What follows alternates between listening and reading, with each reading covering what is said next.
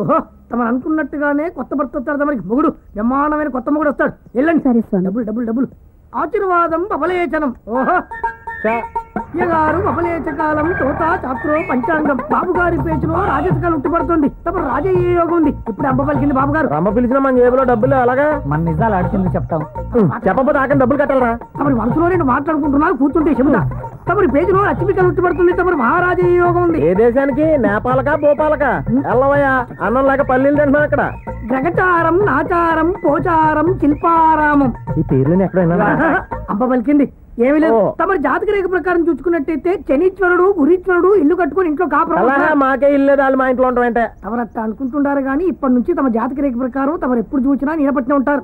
10 మంది పోలీసులు తమ చుట్టూ గండ్లు పట్టుకుని ఉంటారు. తమరు కడిగేస్తే పోలీసులు తమ వెనక 4 పోలీసులు అడుగులు వేసుకుంటూ వస్తారు. తమరి జాతక రేఖ మామూలు జాతక రేఖ కాదు. బాబు గారి పేచులో కుడి నేత్రం, సింపపులి నేత్రం, ఎర్రమ నేత్రం, బుచ్చికి నేత్రం. ఏ అమ్మాయినా తమరి దగ్గరికి వస్తుంది. కాకపోతే చిన్న మ్యాట చెప్పాలి బాబు గారికి. చెప్ప తమరి చేతుల వల్లే నాశనం అవుతున్నారు.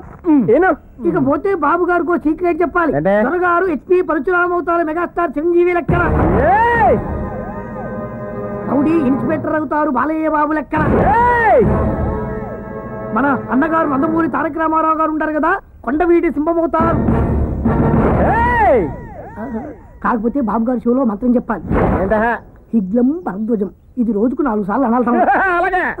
డైరెక్ట్ గా తమరు పోలీస్ డ్రెస్ చేసుకుని అటాక్ ఇస్తే